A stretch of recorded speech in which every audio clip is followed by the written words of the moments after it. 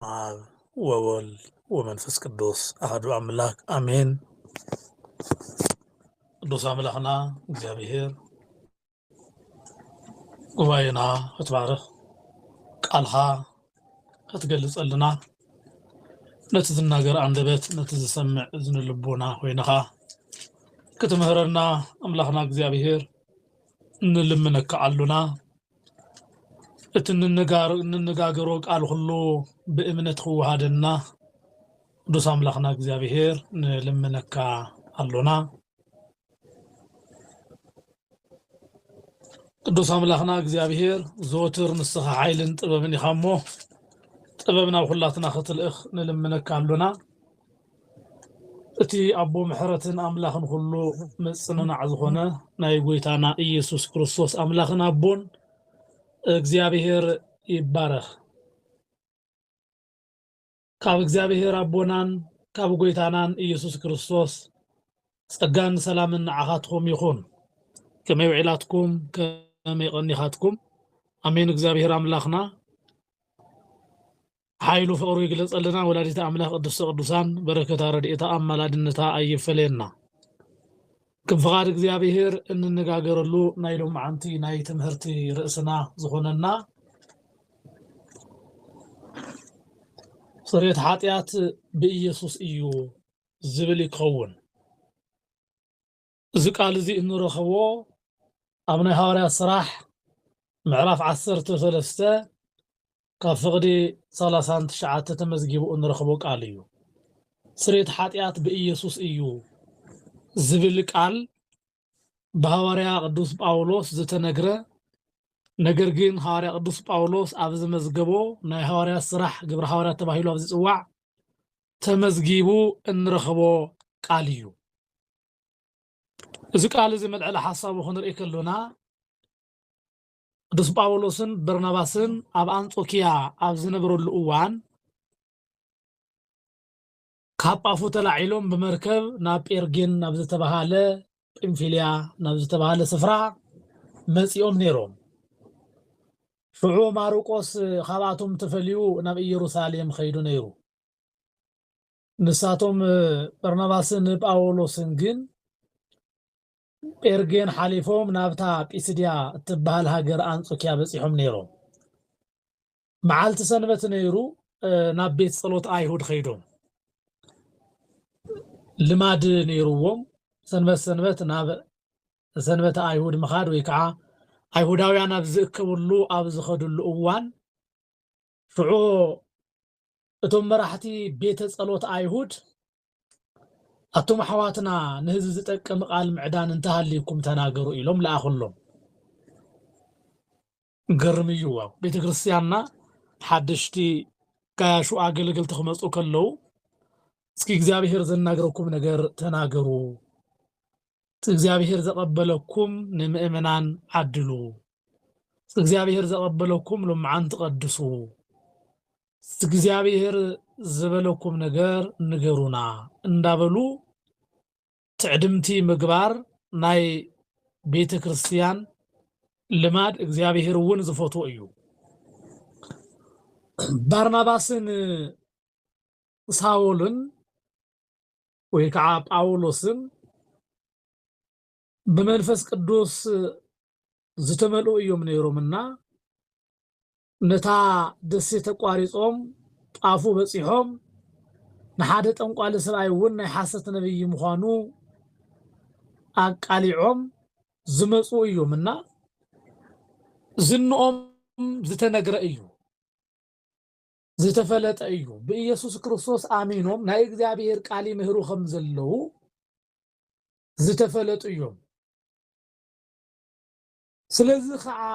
አይሁዳውያን ስለልኾኑ ኣብ ገዛኦም ስለልተረኸቡ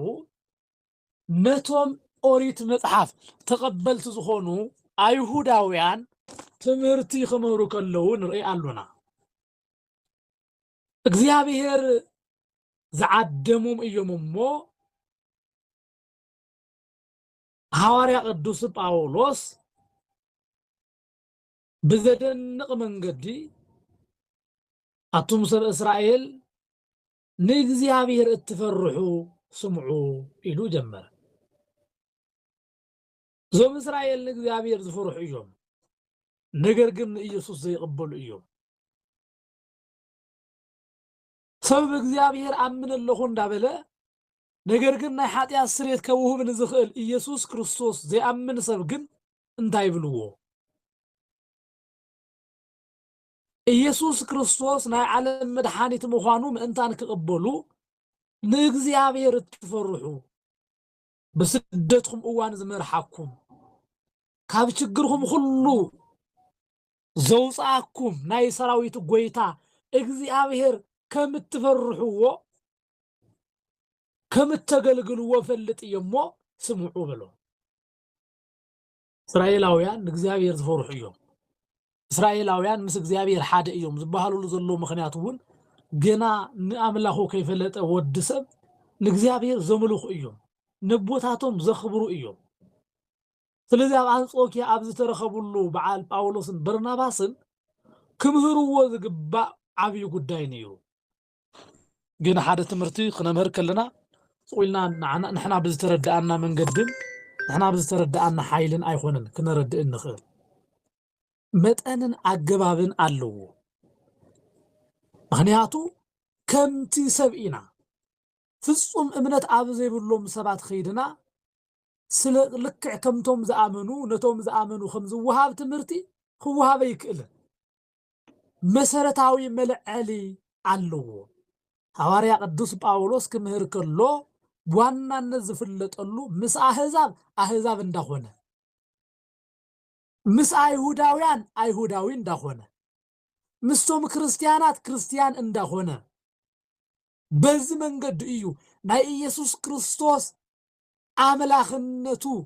ስሬት ብዘይካ ኢየሱስ ክርስቶስ ከም ዘይለ ዘረድኦም ስለዚህ ግድን እስራኤላውያን ካብ መሰረቱ ከምጻሎም ከም ዝግባእ ስለዚህ ፈለጠ አቱም ሰብ እስራኤል እግዚአብሔር እትፈርሑ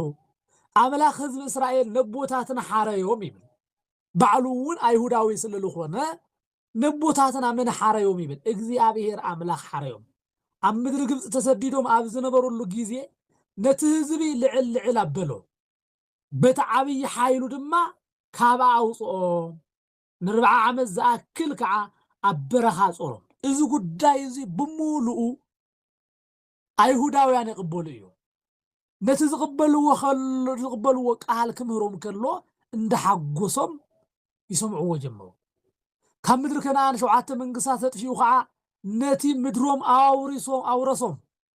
ድሕሪ እዚ ክሳዕ ዘመን ነቢይ ሳሙኤል ን450 ዓመት ዝኣክል 450 ዓመት ዝኣክል ዝገርም እዩ መሳፍንቲ ሾመሎም በድሕሪ እዚ ንጉስ ከንግሰሎም ለመኑ እግዚአብሔር ከዓ ካብ ነገድ ብንያም ንዝኾነ ሳኦል ወዲ ቂስ ን40 ዓመት አንገሰሎም ንሳኦል አንገሰሎም ካብ ሳሙኤል ቀጽሉ እግዚአብሔር ንሳኦል ምስዓሮ ድማ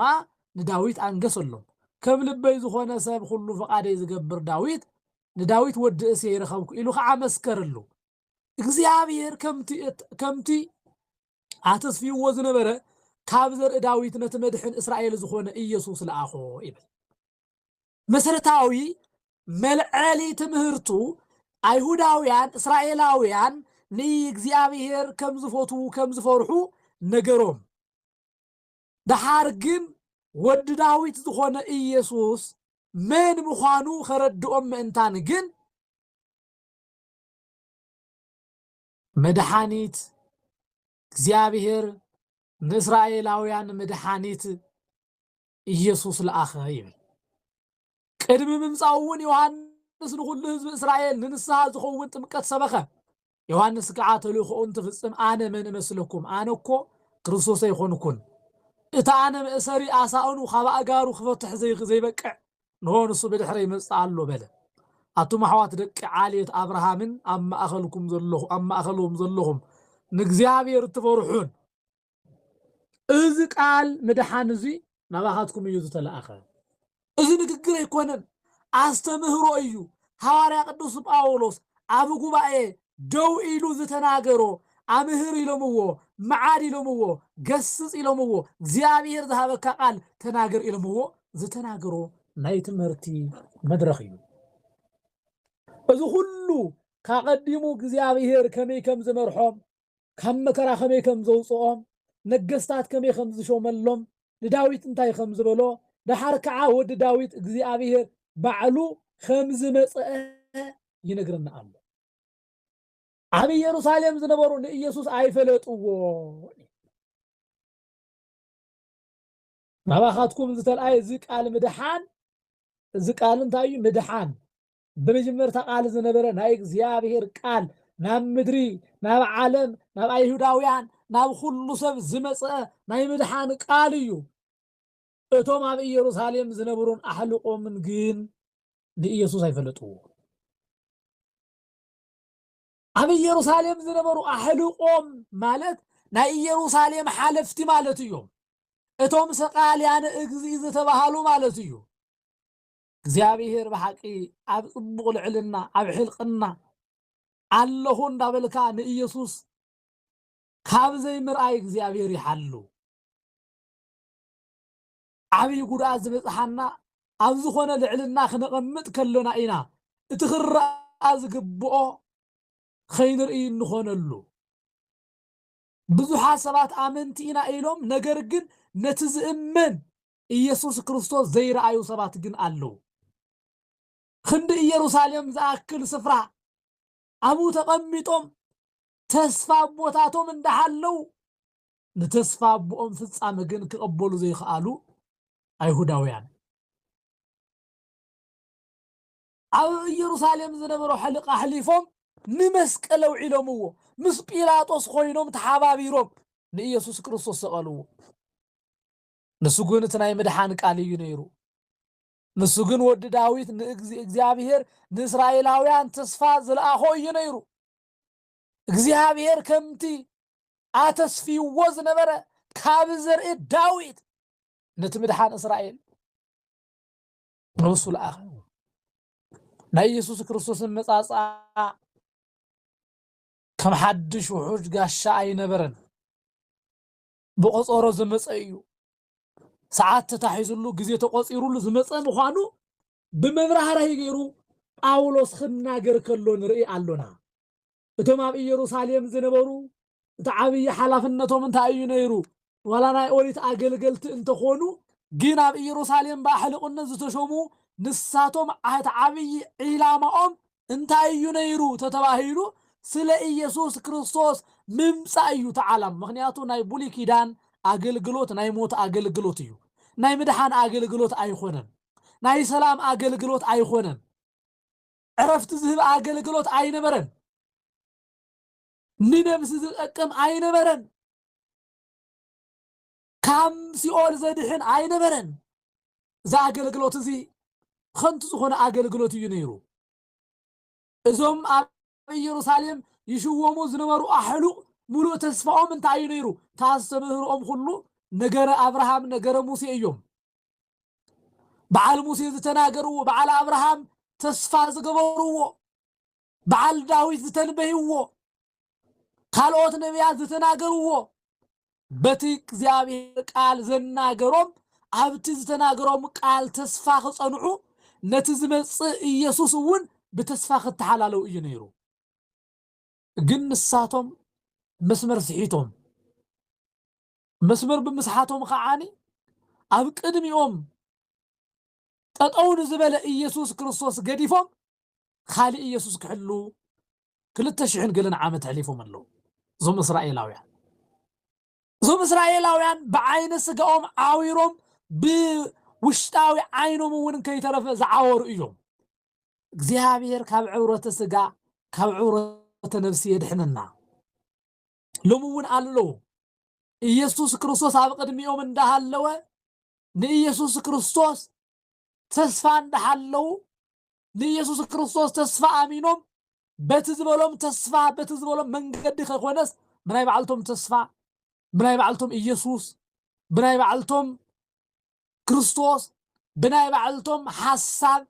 ብናይ በዓልቶም መጽሓፍ ቅዱስ ብናይ በዓልቶም ኣስተምህሮ ዝኸዱ ሰባት ኣለዉ እቶም ኣሕሉቅ ኢየሩሳሌም በዋናነት በመራሕነት እዮም ተቐሚጦም ነይሮም ግን እቲ ክፍጸም ዝግብኦ ዓላማ ግን ኣይፈጸሙን لمونا اللو كابانا وجن نيسوس كريستوس تصفى غيرهم نجرجن كم تتصفى زي نبرو سبات اللو أبيت مقدس أب أجلجلوت خويننا نيسوس كريستوس تزيت آمين نالو أبيت مقدس خويننا نايسب هيوت النساقين تخويننا نتوم أجلجلتي حسارة مكران نبلع انت خويننا نتبيت مقدس نايهوكت بيت النجبرون تخويننا بقالنا نيسوس كريستوس مدحاني تنتو إن أمن ولا أنت خونا بتجبار جن زتجلس حساب سلزي بلنا ويلنا تصفي بلنا كابزوم أحلق يروساليم بزباسة مقطعاتي بقدمنا الله زوم أحلق يروساليم تباهيلهم تتصوعوا نا يسوس كريستوس دم زخفاء فويو نا يسوس كريستوس مدحان زي تقبلوا إيوم علونا لمون أبيت مقدس خويننا اتسقاو دمو نخالوت مدحان نعانا جن زي سرح زمسلنا كمون بدمون نقلد بسقاو نقلد سبات كعام ملئنا علونا كم حدش فاشنو خوينو ناي يسوس كريستوس ناي مدحان آقل قلوت كم ترى نقر نقبل كم ترى نقر نقل علونا እግዚአብሔር ምሕረቱ ይላክልና ነቲና ይቡሊ ኪዳን አገልግሎት አቤተ መቅደስ ቡሊ ኪዳን አቲኻ በዓብይ ፍርሃትን ምንቅጥቃጥን ካብኾነ ነቲ አማናዊ ታቦት ኢየሱስ ክርስቶስ ነቲ አማናዊ መድኃኒት ክርስቶስ አብዘለሉ አብስጋውን ደሙን ደው ይልካዳ ክንደይ መፍራሃን ምንቅጥቃጥን መድለይ ነይሩ ተቀነዩ ለእግዚአብሔር በፍርሃት ወታሰይሎቱ በራአድ ከም ዝተባሃለ ለእግዚአብሔር በፍርሃት ተገዛኡሉ ዝተባሃለ ቃል ተረሲዑ ሎሚ ኣብ ቤተ መቅደስ ዋዛ ፈዛዛ ሎሚ ኣብ ቤተ ክርስቲያን ሰሓቅን ካልእ ወረን እዚ ናይ ኢየሱስ ክብሪ ብዘይ ምፍላጥ ዝመፀዩ ነቲ ብትክክል ኣምልኾ ደው ኢልካ ብዘይ ምጽናዕ ዘጋጥም እዩ እቶም ኣብ ኢየሩሳሌም ዝነበሩ ኣሕሉቅ እቲ መድኃኒት ኢየሱስ ኣብ ቅድሚኦም ኮይኑ ንሳቶም ግን ካሊእ ኢየሱስ ይሕሉ ነይሮም ንሳቶም ግን ካሊእ መሲሕ ቅቡእ ክርስቶስ ይደልዩ ነይሮም ንሳቶም ግን ካሊእ በአእምሮኦም ዝሰኣልዎ ብናይ በዓልቶም ቀመር ዝቀመርዎ ብስጋ ሓሳብ መደላድል ዘቐመጥዎ ነገር ነይሩ ነገር ግን በዝጥፎ መንገዲ ስለልኸዱ ኣብቲ እግዚአብሔር ዝፈትዎ ዒላማ ኣይተረኸቡን ስለዚ እዮም አይሁዳውያን ንኢየሱስ ሓሊፎም ዝሃብዎ ማለት እዩ ንኢየሱስ ኣይፈለጥዎ ንበለ ንኢየሱስ ካብ ዘይምፍላጥ እግዚአብሔር ይሓልየና ንኢየሱስ ዘይፈለጡ ሰባት ልቦም ፍርሓት እዩ ዝብሎ እነብር ኣለኹ ይኣምን ኣለኹ ኢሎም እንኳ በቲ ዝኣምንዎ ዓርሰ እምነት ኣይስምዖምን ምክንያቱ ንኢየሱስ ስለዘይፈለጥዎ እዞም ኢየሩሳሌማውያን እዞም የኢየሩሳሌም ኣሕሉቅ ንኢየሱስ ክርስቶስ ኣሕሊፎም ሂቦምዎ እዮም ንምንታይ ንኢየሱስ ስለዘይፈለጥዎ እዩ እቲ ሰንበት የንብብዎ ዝነበሩ ቃል ነቢያት ብሙሉእ ስለ ኢየሱስ ክርስቶስ ዝናገር እዩ ኣብዚ ሐዋርያ ቅዱስ ጳውሎስ ኣብዚሑ ስለ ኢየሱስ ዝምስክረሉ ዘሎ ኩነታት ወይ ከዓ ዒላማ እንታይ እዩ ተባሂሉ እቶም አይሁዳውያን ይግብኦም ዝነበረ አስተምህሮ ስለ ኢየሱስ ስለልኾነ እዩ ገና ሰቂሎም ናብ መቃብር ከብዘውረድዎ ገና ሙሉ ዓመት 10 ዓመትን 20 ዓመትን ዘይቆፀረ ዘመን እዩ ነይሩ ስለ ኢየሱስ ክርስቶስ ኣብዚሑ ዝምስክረሎም ዘሎ ምክንያት ናይ ትምህርቱ ማእኸል ንሱ ስለ ዝነበረ እዩ ምድሓን ብኢየሱስ እንዳበልኻ ነገር ግን ነቲ መድሓኒ ዘይምቕባል ዓብይ ሓደጋ እዩ እቶም አይሁዳውያን ወይ ከዓ ኣህሉቅ ኢየሩሳሌም ሰንበት መጻሕፍቲ ነቢያት እንዳገለጹ እንዳቀልዑ ኩል ግዜ የነብቡ ብቃሎም ሒዞም ብጣዕሚ የነብቡ ኖ ድንግል ክትወልድ እያ ኖ ምልክት ክወሃበኩም እዩ ድንግል ብድንግልና ጸኒሳ ክትወልድ እያ ስሙ ከዓ ኢየሱስ ክትብሎ ስሙ ከዓ አማኑኤል ክትብሎ እያ ሕፃን ክውለድ እዩ ናይ ነቢያት ትንቢት ብሙሉኡ ينببو እግዚአብሔር መድኃኒት ለአኸ እግዚአብሔር ለእስራኤላውያን መድኃኒት ለአኸ ዝብልና ዳዊት ቃል በሙሉ ንስኻ ወደይኻ ሎም ወለድኹካ ዝብል ቃል ናይ ዳዊት ቃል ንቅዱስካ መስዋዕት ዝክርኢ ኣይተሓድጎን ኢኻ ዝብል ቃል እነሆ ዝናይ ተስፋ ቃል ሁሉ እንዳንበቡ ሰንበት ነገር ግን ነቲ ኢየሱስ መድኃኒት ግን አይፈልጡውን ነበር ነቲ ኢየሱስ መድኃኒት ከይፈለጡ ናሞ ዘብጽሕ በደል እንኳ እንተ ዘይረኸበሉ ንጲላጦስ ለምንዎ ጲላጦስ ክመርመር አቅሪቦም ግን ንሞት ዘብጽሕ ናብ መስቀል ዘብጽሕ በደልን ኃጢአትን ዋላ ተዘይሃለዎ ግን ንጲላጦስ ክቀትሎ ምእንታን ለምንዎ ካብ መስቀል ከዓውሪዶን መቃብር አተው ይብልና እግዚአብሔር ግን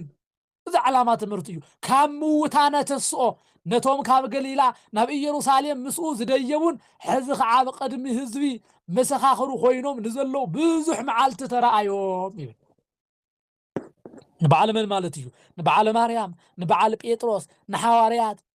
ንኽልተ መንገደኛታት ኢማሁስ ከምኡውን ካብ 5,000 ንላዕሊ ንዝኾኑ ነዚኣቶም ሁሉ ተራእይዎም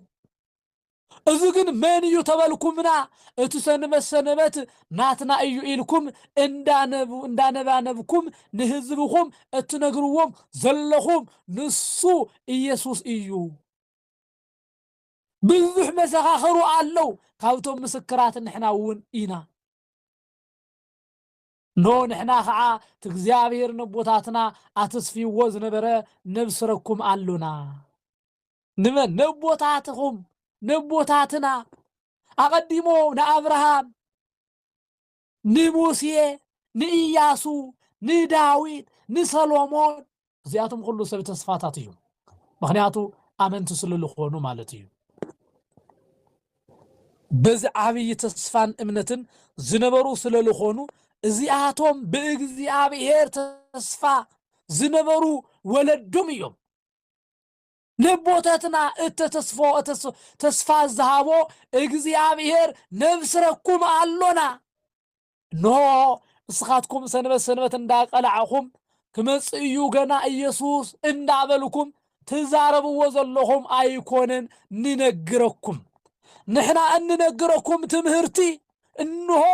እቲ ብትንቢት ነቢያት ሰምዕዎ ዘለኹም ቃል ፍጻሜ ዝረኸበሉ ኢና ንነግረኩም ይብሉ ወተፈጻመ እዮም ዝነግርዎም ምክንያቱ እቲ ዝተፈጸመሉ ዕላማ ሰብ ኣብ ህይወት እንዳነበረ ገና ብህይወት ኣይነበርኩን ሰብ ተኣሲሩ ደኾይኑ ተኣሲረ እዩ ክብል ዝግባእ ሰብ ግን ተፈቲሑ በህሊና እስሩ ክኾን ስለ ዘይብሉ ካብ ዝተኣሰሩሉ እስሪ ክንፍትሑ ማለት እዩ ንሳቶም ገና ተኣሲርና ኣለና ኢየሱስ ዝበሃል ናይ እግዚአብሔር ወዲ መጽኡ ወይ ከዓ ናይ እግዚአብሔር ቃል መጽኡ ከድሕነና እዩ ሽዑ ተኣሰረ ኢድና ክፈትሓና እዩ ኢሎም ይኣምኑ ነይሮም ንሆ ተፈቲሕኩም ኢኹም ገና ነፃ ከውፃና እዩ እንዳበሉ ተስፋ ይገብሩ ነይሮም ንሆ ተነፃ ይውፃና እዩ ዝበልኩምዎ ብደሙ ነፃ ውፅኢኩም እዩ እንዳበሉ ብስራት ከብስርዎም ጀሚሮም እቲ ነቢያት ሁሉ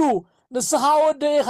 ኣነ ከዓ ሎም ወለድኹካ ዝብል ጽሑፍ ከም ዘሎ እግዚአብሔር ንኢየሱስ ካብ ሞት ከም ዝተስእ ብምግባር ኣባና ኣብ ደቆም ነዚ ተስፋ እዚ ፈጸሞ ነቲ ቅዱስን እሙንን በረኸት ዳዊት ክህበኩም እየ ኢሉ ዝተዛረቦ መሊሱ ምብስባስ ከይርኢ ካብ ምውታን ኣተስኦ ከምኡ ከዓ ኣብ ካሊእ መዝሙር ንቅዱስካ ምብስባስ ክርኢ ኣይተሓድጎን ኢኻ ይብል ዳዊት ግና በዘመኑ ከም ፈቃድ እግዚአብሔር አገልግሎቱ መስፈጸመ ዓረፈ ዳዊት ዝተናገሮ ስለ ገዛ ርእሱ ኣይነበረን እንሆ ምብስባስ ኣይረአየን ዝተባሃለ ክርስቶስ እዩ እምበር ዳዊት ኣይኮነን ዳዊት ግን ናብ መቃብር ወሪዱ ከመቦታቱ ከዓ በስቢሱ እዩ ባርከሳቱም ኣሕዋትና እዚ እንነግረኩም ዘለና መልእኽቲ ስሬት ኃጢአት በኢየሱስ እዩ ዝብል ከም ዝኾነ ፍለጡ እዚ ሁሉ ናይ ትምህርቱ ዓላማ ካብ ላዕሊ ጀሚርና ካብ መጀመርታት ሒዝና ንነጋገሮ ዝመጻእና ዒላማኡ ሁሉ ስሬት ሓጢአት ዝርከበሉ ብኢየሱስ ምዃኑ ክንነግረኩም ስለ ዝሓሰብና እዩ ይብል። ወዲ ሰብ ብዝሓዞ ናይ ትምህርቲ ብዝሓት ብዝተኸተሎ ናይ ኦሪት ትምህርቱ ብዘለዎ ስነ ልቦና ብዘለዎ ዓቕሚ ሃብትን ብዘለዎ ካይዳ ስልጣነ ኣይኮነን ዘሎ ናይ ሰብ ምድሓኑ ናይ ሰብ ምድሓን መንገዱ ብኢየሱስ ክርስቶስ እዩ። ስሬት ሓጢአት ብዘይካ ኢየሱስ የለን። ስሬት ሓጢአት ብድንግል ማርያም የለን። ስሬት ሓጢአት ብቅዱስ ሚካኤል የለን። ስሬት ሓጢአት ብመላእክቱ ብጻድቃኑ የለን። ስሬት ሓጢአት ብኢየሱስ እዩ። እዚ ቃል እዚ እንታይ ማለት መሲልኩም? ስሬት ሓጢአት ብኢየሱስ እዩ ኢሉ ክነግረና ከሎ ብኢየሱስ ክርስቶስ ደሙን ስጋውን እዩ ምድሓን ዘሎ። ናይ ማርያም ስጋ በሊዕና ኣይኮነን እንድሕን ኣይንበልዕን እውን። ናይ ቅዱስ ሚካኤል ስጋ ከይንበልዕ ኣየድሕንን ስጋ እውን የብሉን። ስለዚ እዞም ቅዱሳን እዚኣቶም ኩሉ ንምኽባር ንድንግል ማርያም ኣዶ ኢልኻ ንምቕባል ስሬት ሓጢአት ብኢየሱስ መጀመርታ ክህልወና ይግባእ። ብኢየሱስ ስሬት ሓጢአት ዘይረኸበ ሰብ ናይ ድንግል ማርያም እየ ክብል ኣይኽእልን። ናይ ቅዱስ ሚካኤል እየ ክብል ኣይክእልን። ናይ ጻድቃን እየ ክብል ኣይክእልን። ምኽንያቱ ሰብ መጀመርታ ክድሕን ይግብኦ። ስሬት ሓጢአት ዘይረኸቡ ኣይሁዳውያን ማርያም ድንግል ማርያም ንዓኣቶም እንታወትም እያ ንሳቱም ይቕበልዋን። ምክንያቱ ስለ ዘይደሓኑ ንቅዱሳን መላእክቲ እንኳ ብንጹር ክቕበልዎም ኣይኽእሉን። ምክንያቱ ናይ ኢየሱስ ክርስቶስ ንዝኾኑ ሁሉ ዝሕሉ እዮም መላእክቲ እምበር ንኢየሱስ ክርስቶስ ዝጸልኡ ኣይሁዳውያን ንዓኣቶም ዝሕሉ ንዓኣቶም ዝለኣኹ ኣይኾኑን። ንምንታይ? ንኢየሱስ ክርስቶስ ኣሕሊፎም ኣብ መስቀል ዘውዓሉ ሰቃልያነ እግዚእ ስለ ዝኾኑ ነዚኣቶም መላእክቲ ኣይሕልውዎምን። ፀረ ኢየሱስ ስለ ዝኾኑ ፀረ ኣምላኽ ስለ ዝኾኑ መላእክቲ ዝተለኣኹሉ ዕላማ ናታዎም ስራሕ ዝኾነ ኢየሱስ ክርስቶስ ብዘይ ምቕባሎም ቅዱሳን መላእክቲ ክረድእዎም ኣይክእሉን። ዳዊት ክናገር ከሎ ንእግዚአብሔር ዝፈርሑ ሰባት ንእግዚአብሔር ዝኽተሉ ሰባት ኣብ ዙርያኦም መላእክቲ ይኸብዎም ኢሉ። እንሆ ንኢየሱስ ክርስቶስ ዝፈርሑ እንሆ ብስሬት ሓጢአት ብስሬት መንገዲ ኢየሱስ ህይወቶም ዘደሓኑ ሰባት ንዓኣቶም መላእክቲ ዘይሮም ይኽተልዎም ይኸብዎም የድሕንዎም እዩ።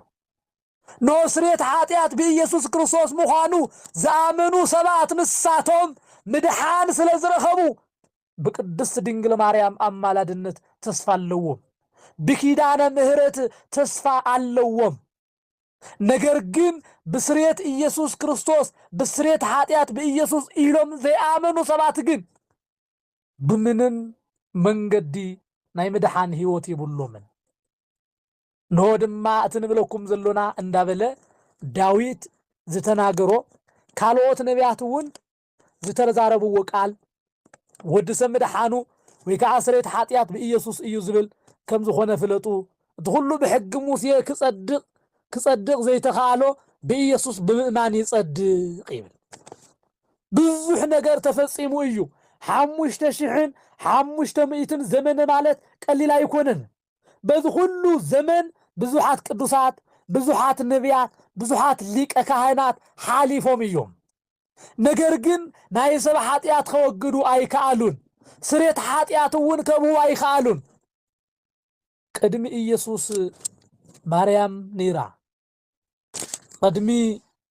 ኢየሱስ ማርያም ነይራ ክንብለኩም ከለና ኢየሱስ ዝብል ናይ ስጋ ስም መፀውዒ ስለ ዝኾነ እዩ እምበር ንቃል ቀዳሚነት የብሉን። ኢየሱስ አልፋና ኦሜጋ ንብሎ ዘለና እውን ኢየሱስ ክርስቶስ አምላኽ ወልደ አምላኽ ስለ ዝኾነ እዩ። ነገር ግን ወላዲተ አምላኽ ቅድስተ ቅዱሳን አቀዲማ ኣብዚ ምድሪ ክትመጽእ ከላ ቅድሚ 15 ዓመታ ኣብዚ ምድሪ ተመላሊሳ እያ። ቤተ ክርስቲያን ከተምህረና ከላ እውን ስሬት ሓጢአት ብኢየሱስ እዩ ዝብል ኣስተምህሮኣ ናይ ቤተ ክርስቲያን ናይ ቅዱሳን ሐዋርያት ናይ ድንግል ማርያም ናይ ሁሉም አስተምህሮ እዩ ዝትምህርቲ ስሬት ኃጢአት ብዘይካ ኢየሱስ ክርስቶስ ብምንም ከም ዘይኸውን ይረዳአና ስለዚህ ስሬት ኃጢአት ብዘይካ ኢየሱስ ምዃ ከም ዘይኾን ይረጋግጸልና ቅድስት ድንግል ማርያም እውን ኢየሱስ ናብዚ ዓለም እዚ መጺኡ ብስጋ ቅድም መላላሱ ነይሩ እዩ ስለዚህ ቤተ ክርስቲያን ከተመርከላ ስሬት ኃጢአት በድንግል ማርያም ስሬት ኃጢአት በመላእክቲ ስሬት ኃጢአት በቅዱሳን ትብልያ አይትብልን ሰራይ ኃጢአት ዝኾነ ገዳፊ ኃጢአት ዝኾነ ሓዳጊ በቀል ዝኾነ መን እዩ ኢየሱስ ክርስቶስ እዩ እዚ ትምህርቲ እዚ ንስኻትኩም ትብልዎ ካብ ዘለኹም ተስፋ ዝወፀ እዩ ስለዚህ ተቀበልዎ ይኹም እንዳበለ እዚ ናይ ህይወት ትምህርቲ እዚ መሰረተ ሃይማኖት ዝኾነ አስተምህሮ ንሐዋርያት ክምህሮም ከሎ ንርኢ አሉና ስሬት ኃጢአት ብዘይካ ኢየሱስ ክርስቶስ ክኾን ከም ዘይኽእል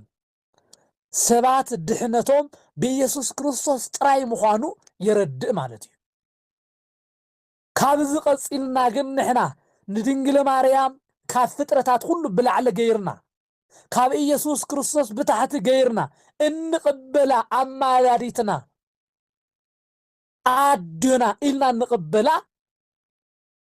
ነቲ ስሬት ኃጢአት ዝገብር ኢየሱስ ስለዝወለደትልና እዩ ስለዚህ ከዓ ቅዱስ ሕርያቆስ እንታይ ይብላ ማርያም ዝብላዕ ሕብሽቲ ስለዝወለድክልና ነመስግነኪ ስቲ ህይወት እውን ስለዝሃብክና ስለዘርከብክልና ነመስግነኪ አሉና እቲ ስሬት ኃጢአት ዝህብ ኢየሱስ ብምውላዳ ንወላዲተ አምላኽ ንቅድስተ ቅዱሳን ንድንግል ማርያም ነኸብራ አሉና ንቅዱስ ገብርኤል ለሊቀ መላእክት እውን ንቅዱስ ሚካኤል ንሊቀ መላእክት እውን ናቱ ተላአኺ ናቱ ዓጃቢ ናቱ መልአኽ መላእክቲ ስለልኾኑ ነኽብሮም አሉና ነገር ግን ስሬት ኃጢአት በመን እዩ በኢየሱስ ክርስቶስ አምላኽና እዩ ኽብሪ ምስጋና አምልኾት ውዳሴ ንስም ጽዋውዓኡ ይኹነልና እዚ ናይ ሐዋርያት ሥራሕ ምዕራፍ 13 ካብ ፍቅዲ 38 ካብ ፍቅዲ 38 እስከ 39 ዘሎ በአርሲ አቱም አሕዋትና እዚ ንነግረኩም ዘሎና ብኡ ሕድገት ኃጢአት ይንገረልኩም ከም ዘሎ ካብቲ ብሕጊ ሙሴ ክትጸድቁሉ ዘይከኣለኩም ሁሉ ነገር ነፍስ ወከፍ አማኒ ብኡ ከም ዘይጸድቅስ አባኻትኩም ይፍለጥ ፍሉጥ ይኹን ብዘይካ ንሱ ማንም ክድሕን አይኽእልን ንሆ መጽሐፍ ከም ዝተነገረ ብስሙ ከዓ ንስሃን ሕድገት ኃጢአትን ካብ ኢየሩሳሌም ጀሚሩ ኣብ ሁሉም አሕዛብ ክስበኽ ጽሑፍ ስለዝነበረ ኣብ ኢየሩሳሌም ዝኾነ ነገር ብምንጋር ኣብ አንጾኪያን ዘለዉ አይሁዳውያን በርናባስን ጳውሎስን እዚ ናይ ህይወት ትምህርቲ ነገርዎም ምክንያቱ እዚ ሁሉ እውን ካብቲ ባዕሉ ብክርስቶስ እተዓረቀና አገልግሎት ዕርቁውን ዝሃበና አምላኽ ምዃኑ ንምርጋር እዩ ባእሲ ነይሩና ምስ እግዚአብሔር ሰላም አይነበርናን ምስ መላእክት ሕብረት አይነበረናን ምስ ጻድቃን ሁሉ ሕብረት አይነበረናን ወዲ ሰብ ኣብዛ ምድሪ እዚኣ ክነብር ከሎ ብዘመኑ ሁሉ ናይ ድሕነት መንገዲ ጠፊእዎ የማኑን ጸጋሙን ዘይፈልጥ ኮይኑ ገና ከም ህፃን ኮይኑ ዝነበረሉ ዘመን እዩ ነይሩ ንሆ ግን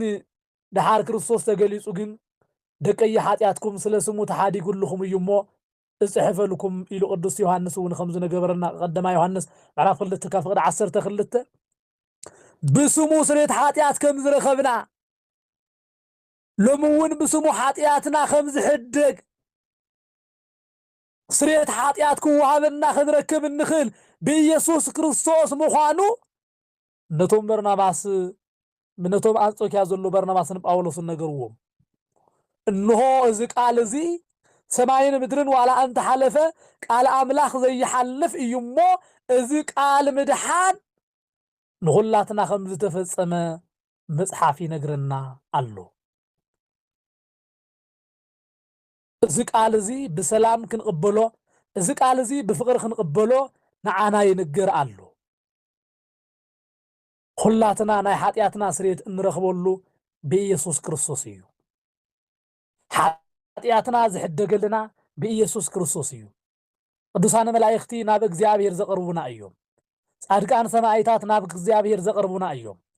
ሓጢያትና እግዚአብሔር ንክሓድገልና ዝልምኑልና ናብ ኢየሱስ ክርስቶስ እዩ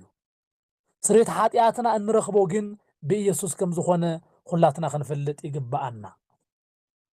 ሎሚ ደቂ ሰባት ንማርያም ብምዝካር ንአርሴማ ብምዝካር ንቅዱሳን መላእክቲ ብምኽባር ነገር ግን ካብቲ መድኃኒት ስርየት ሓጢያት ዝህብ ካብ ኢየሱስ ክርስቶስ ስጋኡ ደሙ ርሒቕካ ብምንባር ግን ይጽደቕ ኣሎ ኢሎም ዝኣምኑ ድኹማት ሰባት ኣለዉ እዚ ነቲ ናይ ክርስቶስ አምላኽና እግዚአብሔር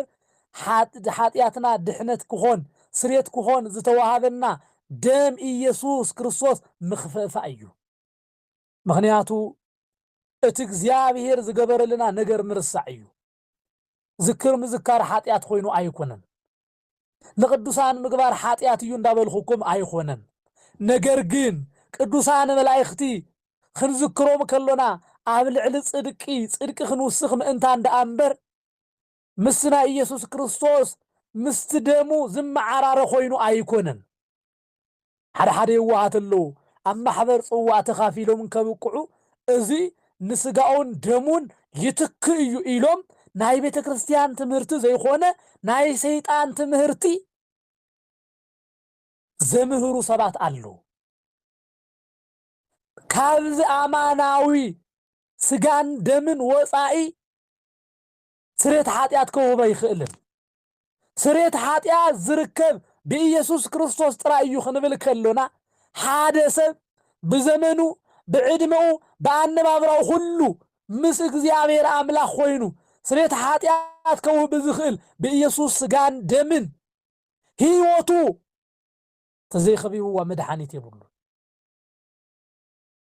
ብዙሕ ገንዘብ አውፂኡ ስለዝዘከረ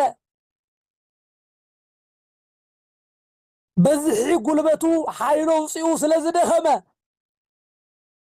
ኖ ነቲ አምላኽ ቃል ስዒሩ ንሱ ካብ እግዚአብሔር አሰራርሓ ወፃኢ ብኸይዱ መድሓን ክረክብ ይኽእልን ምክንያቱ ኣብ ወንጌል ዘሎ ቃል ባዕሉ ጎይታና መድሓኒና ኢየሱስ ክርስቶስ ዝተናገሮ ኣብ ዮሐንስ ወንጌል ዘሎ ምዕራፍ 6 ካብ ፍቅዲ 50 ጀሚርና ክንርኢ ከለና ስጋይ ደመይ ዝበልዐ ናይ ዘለዓለም ህይወት ኣለዎ ስርየት ሓጢያት እውን ብኢየሱስ ረኺቡ ኣሎ ማለት እዩ እንሆ ስጋውን ደሙን ዘይተቀበለ ግን ናይ ዘለዓለም ህይወት የብሉን እዚ ቃል እዚ ብምንም ክስዓረ ይኽእልን ንሕና ስለዚ ጣዕምና ንሕና ስለዚ ተመቸወና ፍጹም ናይ ስርየትና ሓጢያት እንረኽቦ ብኢየሱስ ክርስቶስ እዩ ናይ ቅዱሳን አማላድነት ናይ ቅዱሳን በረከት ንንስሐ ከብቅዓና እዩ ናብ ስጋው ደሙ እውን ክመርሓና እዩ ምኽንያቱ እዞም ቅዱሳን ሁላቶም ናብ እግዚአብሔር መንገዲ ዝመርሑ ናብ ስጋው ደሙ መንገዲ ዘምፁ ናብ ቅዱስ መንገዱ እግዚአብሔር ናብ መንገዲ እግዚአብሔር ዝመርሑ እዮም እምበር ንሓጢያትና ስርየት ዘብሁ ኣይኾኑ እዚ ናይ ቤተ ክርስቲያንና ኦርቶዶክሳዊ አስተምህሮ እዩ ናይ ማንም ትምህርቲ ኣይኾነን ነገር ግን እዚ ትምህርቲ ተማሂርካ ስኽምባል ከይኾነስ ብትግበራ አውዒልካ ብፍጻም ዝርከብ ናይ ድሕነት መንገዲ ምዃኑ ኩላትና ክንፈልጥ ይግባአና ስለዚህ ስርየት ሓጢያት ብኢየሱስ ከም ዝኾነ ነቶም ኣብ አንጾኪያ ዝነበሩ ምእመናን ከም ዝነገሩዎም ንሕና እውን እዚ ትምህርቲ አማናዊ እዚ ትምህርቲ ንዓና ዝተነገረ ቃል ምዃኑ ፈሊጥና እንሆ ናብ እግዚአብሔር አምላኽና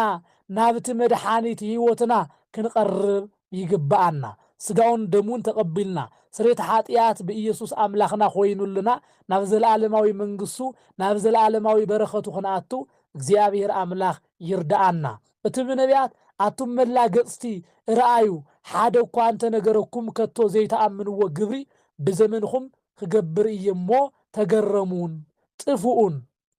زبل أباخاتهم كيف الصم تتنقعوا ጳውሎስን በርናባስን ካብቲ ቤት ጸሎት አይሁድ ኮጽን ተለው ኸዓ በታት ሰንበቱን ነዝቃል እዚ ደጊሞም خنገርዎም ለምንዎ ይብል እግዚአብሔር ይመስገን እዚ ቃል እዚ خناገሩ ከለው ስሬት ኃጢአት በኢየሱስ ክርስቶስ ከም ዝኾነ እንሆ ስሬት ኃጢአት ይሕልዎ ዝነበሩ ተስፋኦም ኢየሱስ ክርስቶስ ናብዚ ዓለም እዚኣ መጽኡ መድኃኒት ገይሩሎም ከም ዝኸደ እዚ ናይ ተስፋ ቃል خنገርዎም ከለው በዚ ነገር እዚ እመኑ አባኻትኩም ናይ ጥፋት መከራ ቀድም ምብጻኡ ሞይቱኩም ናብ ሲኦል ቀድም ምውራድኩም ኖበት ተስፋ ናይ ተስፋ አምላክ በትናይ ተስፋ ቃል አምላክ በዘይ ምእማንኩም ከይትጠፍኡ ምእንታን ተጠንቀቁ ኢሎምዎም ክኸዱ ከለው ካሊ ሰንበት መጽኦም ኸዓ ደጊሞም خنገርዎም ለመንዎ ምክንያቱ ታሰንበት እቲኣ አይሁዳውያን ዝርከቡላ ሰላማዊት መዓልቲ ስለልኾነት እዛ ዓለት እዚኣ ክደግሙሎም ለምንዎ እታ አኼባ መስተበተነ ካብ አይሁድን ካብቶም ንእግዚአብሔር ዝፈርሑ ናብ እምነት አይሁድ ዝኣተው ወገን አህዛብን ብዙሓት ንጳውሎስን ንበርናባስን ሰዓብዎም ንሳቶም ከዓ ተዛረብዎም ኣብ ጸጋ እግዚአብሔር ጸኒዖም ክነብሩ ድማ አተባብዕዎም በታ ካልአይቲ ሰንበት ድማ እዚ እታ ከተማ ቃል እግዚአብሔር ክሰምዑ ዳርጋ ሁሉም ተአከቡ አይሁድ ግና ነቶም ዝተአከቡ ህዝብ ምስራአዩ ቅንአት ሓደሮም ነቲ ጳውሎስ ዝብሎ ዝነበረ ተቃወምዎ ጸረፍዎ ምድሓን በኢየሱስ የለን በልዎ ስሬት ኃጢአት በኢየሱስ ዝበሃል የለን ክብሉ ተቃወምዎ ይብል እንሆ እቶም ዝተቃወሙ ናብ ዘለዓለም ጥፍአት ክኸዱ እዮም እንሆ እቶም ዝተቀበሉ ከዓ ናብ ዘለዓለም ህይወት መንገዲ خاطو እዮም ስለዚ ስሬት ኃጢአት በኢየሱስ ክርስቶስ አምላኽና ምዃኑ ፈሊጥና ተረዲእና ዝተመሃርና ኢና እሞ ናብ ቅዱስ ስጋውን ክቡር ደሙን ክንቀርብ ሁላትና ይግባአና እግዚአብሔር አምላኽና ናይ ኃጢአትና ስሬት ናይ በደልና ኃጢአት ሁሉ ይቅረ መበሊ መስዋዕት ኮይኑ ዝቀረበ ንሱ እዩ እሞ ንኃጢአትና ንበደልናን ሁሉ ከወግድ ዝእል መድኃኒትና